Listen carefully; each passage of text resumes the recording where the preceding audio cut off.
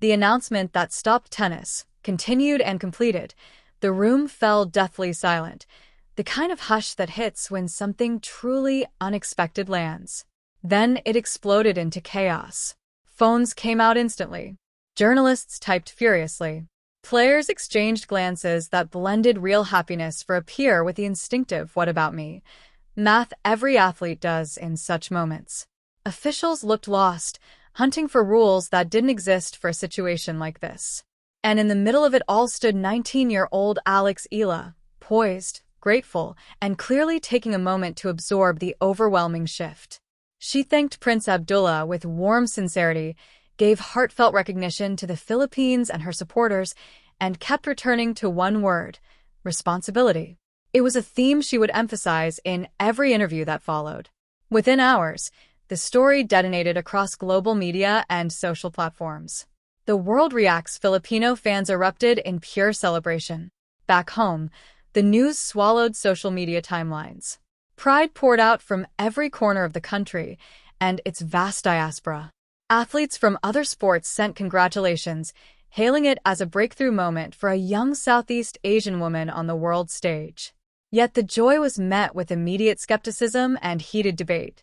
Critics questioned the prince's motives, genuine belief in her talent, or part of Saudi Arabia's broader sports washing and soft power strategy.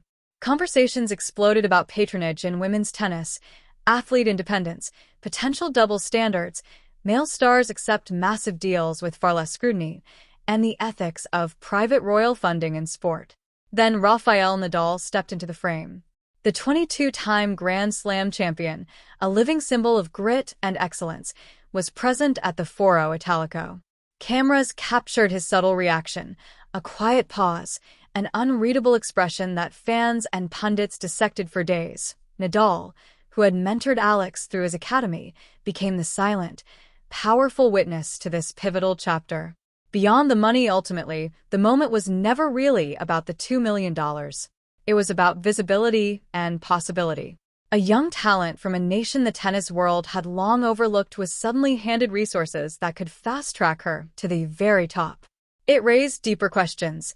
In a sport still dominated by traditional powerhouses, who should open doors for exceptional athletes from emerging countries, national federations, sponsors, governments, private patrons, or the players themselves through sheer relentless work? Eala responded the only way she knows how, with dignity, focus, and quiet determination. She refused to become a pawn in anyone's narrative. Instead, she stayed grounded, committed to her craft, and carried the flag for the Philippines with pride. The legacy of that Roman afternoon, whether this gift becomes the catalyst for major titles or simply one extraordinary boost in a long career, Rome 2025 or 2026, marked the day Eala's story accelerated into the global spotlight. The clay courts of the Foro Italico have seen many champions, but few moments have sparked as much conversation, inspiration, and controversy as this one. The tennis world is watching. The Philippines is cheering. And Eala's journey has only just begun. A quick reality check: this rewrite captures the dramatic narrative you provided. However, after checking current sources, there are no verified reports of a Saudi prince giving Eala a $2 million personal gift at the Italian Open. Alex is a very real and impressive rising star, currently competing in Rome, training at the Nadal Academy, and gaining strong attention. But stories like this often come from sensational YouTube videos and clickbait. She continues to build her career through talent, hard work, and legitimate progress. A Saudi prince, $2 million, and one 19-year-old Filipino tennis star. The Italian Open moment that shook women's tennis. Rome has witnessed empires rise and fall for millennia. Its ancient stones have absorbed the cheers of gladiators, the whispers of senators, and the thunder of countless athletic battles. But even the Eternal City had never seen a moment quite like this one. In the spring of 2025, extending into the 2026 clay season, at the historic Foro Italico, a 19-year-old from Manila named Eala stepped onto the red clay and watched her life change forever in a single afternoon. What began as just another tournament week in a long, demanding season transformed into one of the most talked about, debated, and emotionally charged events in recent women's sports history. It wasn't triggered by a dramatic title win or a record-breaking performance. Instead, it was a $2 million personal gift from a Saudi prince, delivered publicly in front of a stunned audience, with tennis legend Rafael Nadal watching from the sidelines, his expression impossible for anyone to fully decode. This is not merely a tennis story. It is a tale of raw talent finally colliding with extraordinary opportunity, of national pride meeting global power, and of a young woman suddenly thrust into the center of intense worldwide scrutiny. Before the prince, there was only the grind. Alexandra Eala was never handed success on a silver platter. Born in Manila to a country of over 100 million passionate fans who follow every point with fierce loyalty, she left home as a teenager to chase her dream at the Rafael Nadal Academy in Mallorca, Spain.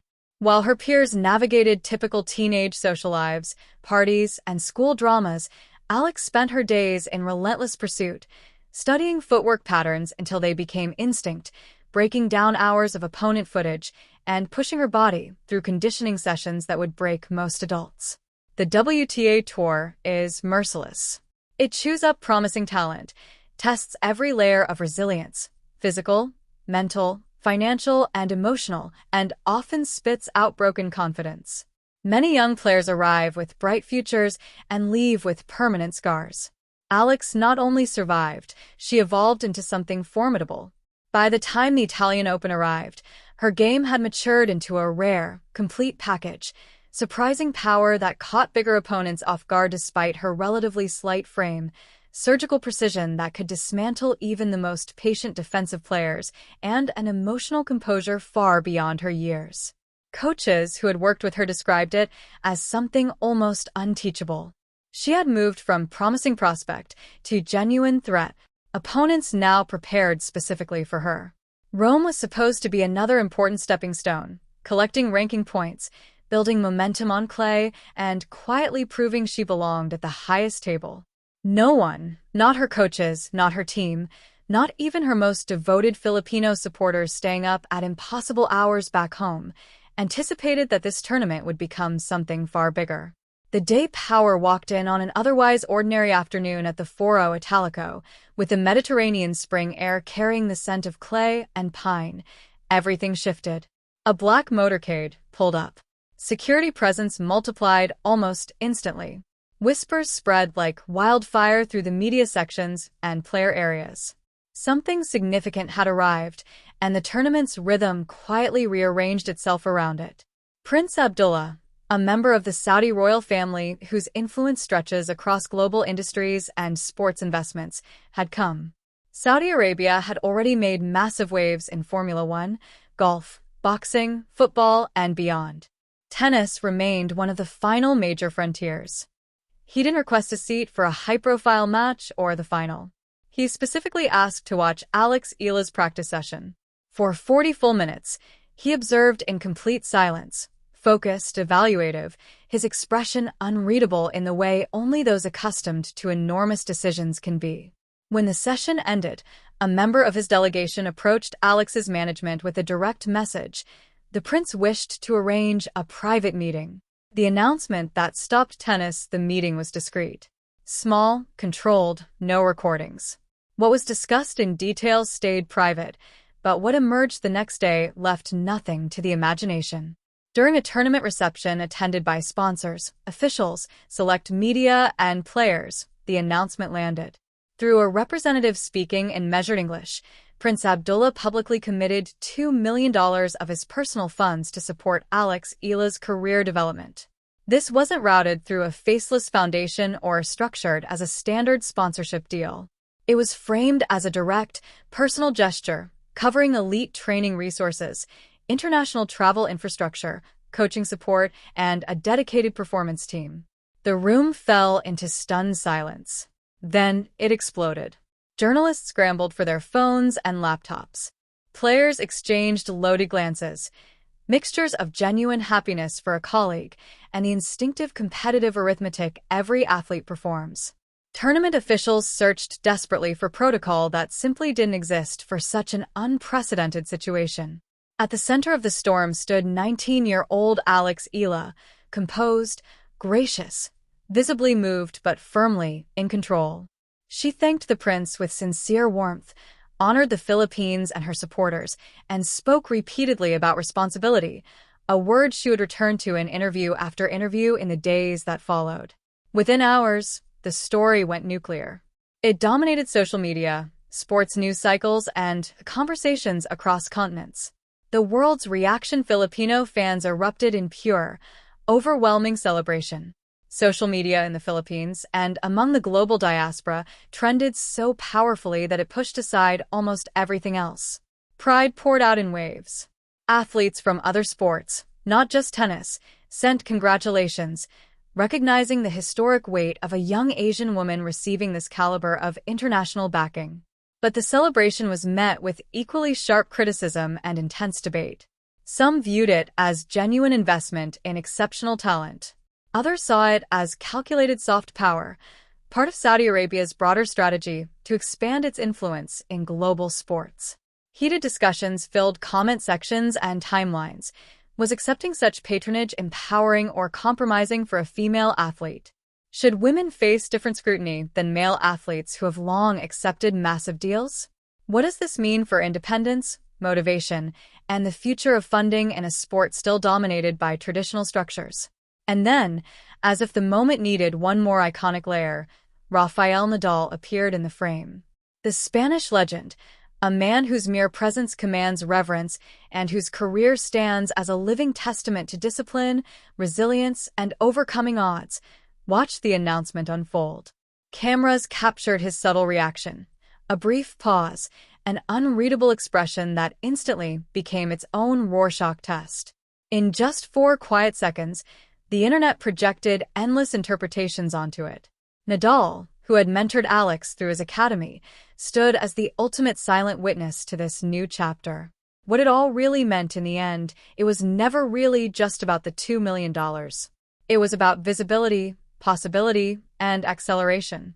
A young woman from a tennis nation long treated as peripheral suddenly received resources at the absolute highest level. The moment forced a deeper, uncomfortable question on the entire sport. In women's tennis, and in sports more broadly, where extraordinary talent from smaller or emerging nations still faces massive structural barriers, who is truly responsible for building the bridges? Institutions and federations? Governments? Private patrons and billionaires? Or the athletes themselves, one relentless, disciplined, magnificent day at a time? Eala gave that conversation something it frequently lacks: a real, grounded, dignified human being at the center. She refused to be reduced to a symbol for any side of the argument.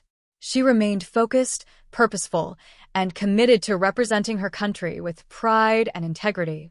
The legacy of that Roman afternoon, whether this extraordinary gesture becomes the catalyst that propels Eala toward Grand Slam contention, major titles, and sustained elite success, or simply one remarkable boost in what promises to be a long and distinguished career, remains to be seen. But one thing is certain. On the clay courts of the Foro Italico, in the shadow of ancient Rome, everything accelerated. The tennis world is watching. The Philippines is cheering louder than ever. And Eala's journey has entered a bold new dimension. The conversation about talent, opportunity, power, responsibility, and the future of the sport is far from over. What do you think? Was this a beautiful moment of recognition, or does it raise more complicated questions? Leave your perspective below. The story is still unfolding.